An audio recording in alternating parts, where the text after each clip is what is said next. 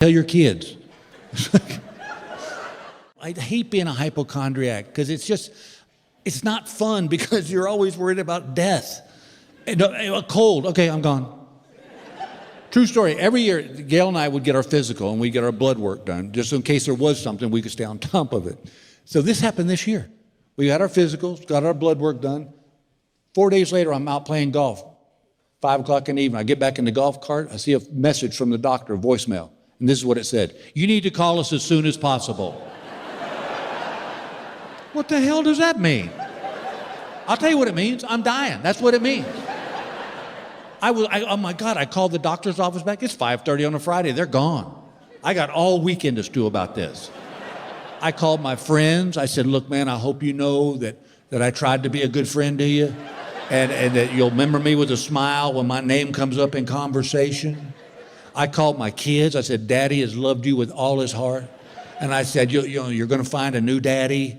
And I'm sure he'll be nice, and just please remember that I tried to do. I know I made some bad decisions, but and my daughter goes, "What's wrong with you?" I go, "Well, I don't know how to tell you this, but the doctor called and said I'm dying." And she said, "That's what they said?" I said, "Well, yes." They said they needed me to call them right back, and you know what that means. She goes, "Yeah, it means they want you to call them right back." I go, "Well, honey, whatever you got to do to get through this, I totally support it." I went to Gail. I said, "Baby, make me a promise that when I'm gone, you'll get remarried. Please don't mourn over me. I'm going to be in a good spot." And she goes, "What is wrong with you?" I said, "Well, the doctor called and said that I need to call him as soon as possible. And you know what that means." She goes, "Yeah, it means they want you to call him as soon as possible." I go, "No, it means I'm dying." She goes, "You know what? You're an idiot." I said, "Well, I'll be a dead idiot because that's what happens." I called my lawyer on a Saturday. You know what it costs to call your lawyer on a Saturday to make sure your will's in order? Monday morning, that doctor's office opened at 9 a.m. I was outside that door at 7 a.m. I waited for 2 hours. This nurse finally walked up and she goes, "What are you doing here, Bill?" I said, "Well, y'all called Friday and said call us as soon as possible. And I tried, but y'all were gone. So I just need to know, is it going to be a quick death? Am I going to linger? Do I need to put more money away?" She goes, "No, we just wanted to make sure your insurance was still the same."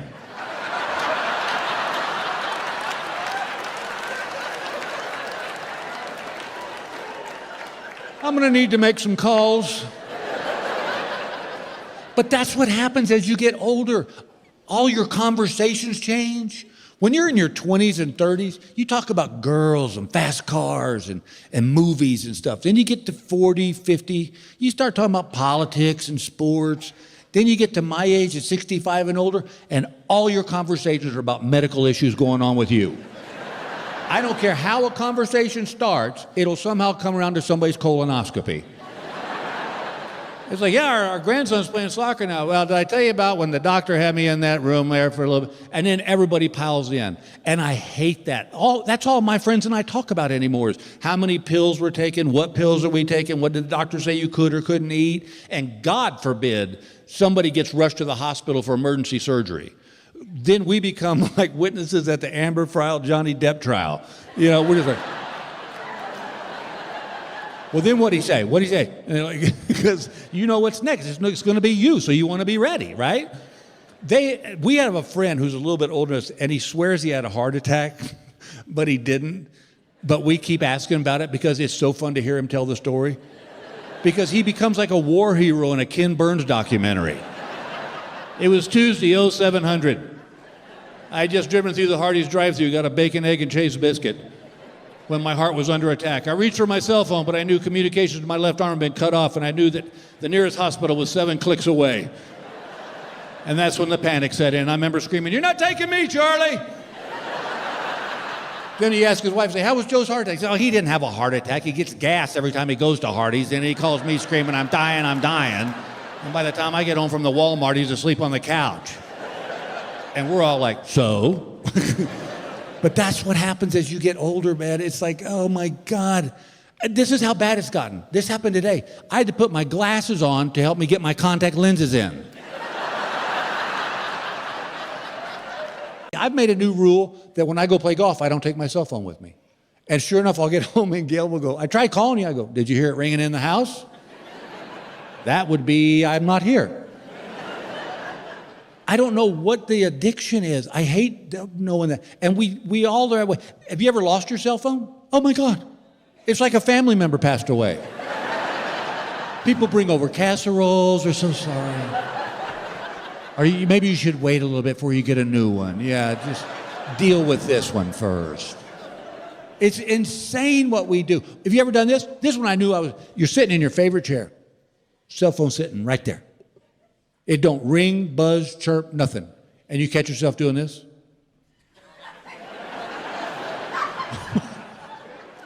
What are we looking for? We'd have heard it ring.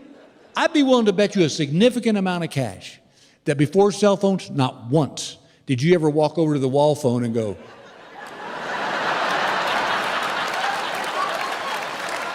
yep, still got a dial tone, we're good. They've got us, man. And I know where my hatred of cell phones comes from. I know, there's 2 incidents. One, a buddy of mine got into my phone. I don't know how he did that, but he got in my phone and he changed my autocorrect. So every time I would type the letter I, it came up Big Billy.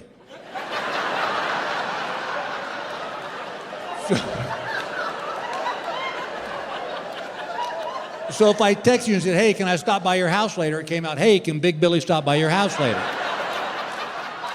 And then you'd read it and go, what a jackass. Who calls himself Big Billy? And then I'd see it and text you back and go, look, I don't really call myself Big Billy. But then that came out, look, Big Billy really didn't call himself Big Billy.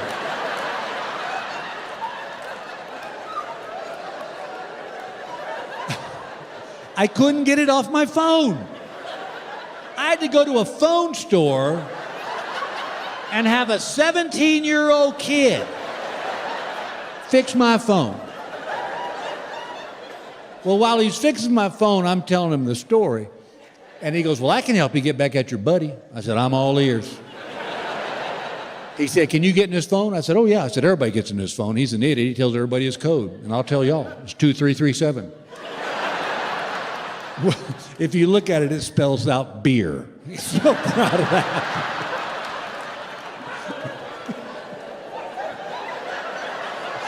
Now, don't think for 1 second there's not somebody in this theater going, you know what, that's not too damn bad, actually.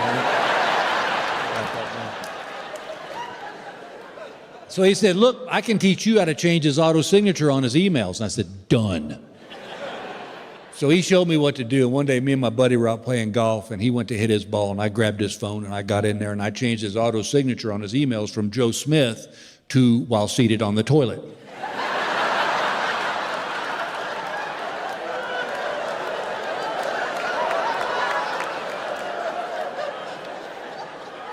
Well, about a week went by. I got a text. He said, hey, jackass. He said, not everybody's a paid comedian. He said, in case you've forgotten, I'm a financial advisor.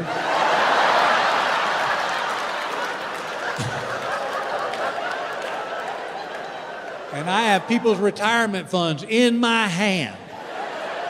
And they don't really see the humor. When I sent him an email saying, hey, he just went over your portfolio while seated on the toilet.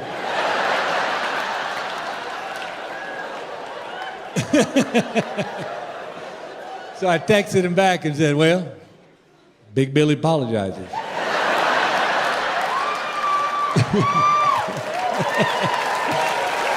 Thank you. The other one, and this one was awkward. Gail and I were getting new cell phones, and I said, baby, you're going to have to set these up because I'll screw it up. She goes, no worry, I got it. So she's setting up our new phones. But when she got to the contact information, instead of putting my name, Bill Engvall, she put my lover. She thought it'd be cute that when I call, she'd go, look, my lover's calling. Well, what I didn't know is that when you forward that contact information to someone, that don't change. So what happened was, we were getting ready to sell our house. And we discovered there was some mold in the crawl space of the basement. So Gail said, look, I found this mold guy, you deal with him. I'm like, done, I'm all over it. So I called the mold guy. He comes out, sprays the basement. Well, we sold the house, and the couple that bought the house discovered there was still some mold in the crawl space of our basement. So I called the mold guy back. But what I don't realize is he's left his phone at the golf club he belongs to, and I guess the manager found Sam's phone and realized it was Sam's, put it in his coat pocket, figuring Sam would get down the road a piece, realized he'd left his phone, come back and get it. Who chooses at that proper moment to call but me? His lover.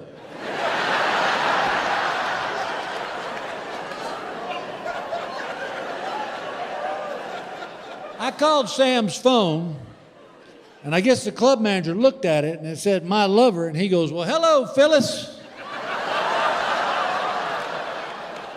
I said, who's Phyllis? Big pause. He goes, oh, I'm sorry. He said, I just assumed this was Sam's wife. And I said, oh, I didn't even know he had a wife. Oh, it gets worse. I said, he's just a fellow who services me.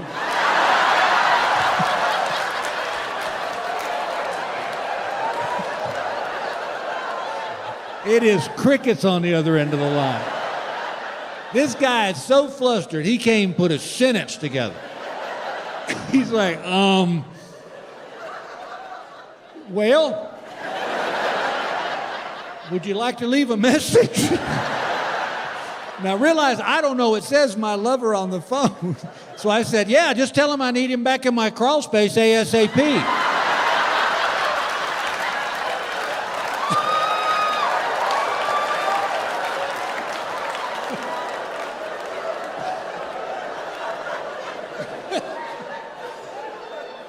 Well, Sam knew what it meant, but the club manager had no idea, and poor Sam had a lot of explaining to do. It's like where we live now, there's this little golf course, and it's 18 holes, and nobody rides cars, they all walk. It's up in the mountains, it's deer and elk, everything's beautiful. And they have a little golf league, and we joined that. But on the 12th tee box of this golf course, there's a sign. It says, caution, aggressive goose give wide berth. And it's the truth, y'all. There is a goose that when you're walking down the fairway, he comes up off the pond and chases people off the fairway. Do you remember that kid? He's like that grouchy old get off my yard guy when you were a kid. Well, one day we were playing in a little golf event they had, and we walk up on that 12th tee box, and I looked at that sign, and something just hit me wrong. I said, Gail, read that sign. She goes, caution, aggressive goose, give wide berth. What, it's been here since we joined? I go, this is what is wrong with America. And she goes, what? I go, this is what's wrong with America. We're rewarding this goose for his bad behavior, which is what we do now. We don't punish people. We reward people for being a jackass, and this is what we're doing with this goose. And she goes, could you let this go, Lady Liberty? And I go, no, I can't let it go because this is not about me. This is about America. And sometimes you got to do things you don't want to do. And she's like, whatever. So we hit our tee shots and we're walking down the fairway. We got our golf bags on our shoulders, and sure enough, here come that goose. And he got up in that fairway and he looked me in the eye and he went, and I looked at him and I went, and I swear I saw him go, all right, let's do this. And he stopped and went, and I went, and then he started running at me, which I got to be honest with you, I wasn't really ready for that. Because I remember thinking, oh my God, I'm going to have to kick this goose. But you know what? This is for America. Sometimes you got to do stuff you don't want to do. So I said, all right, Feather Buddy, let's do this. I was good at kickball, I'll be damn good at kick goose. And I'm about to waylay this goose, and he starts flying right for my face, which I really wasn't ready for. And I'm leaning back like, what the hell's he? And they dive bomb. I had my clubs pull me on the ground. He dive bomb. He's on my face like, wah, wah, wah, becking and flapping his wings. I'm like, Gail, get him off me. She goes, I can't. I'm peeing my pants.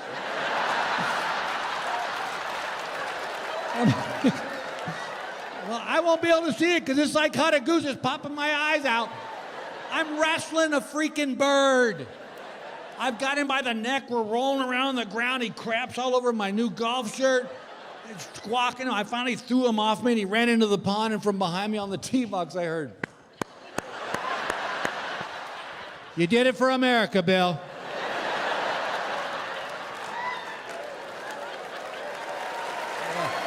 Thank you.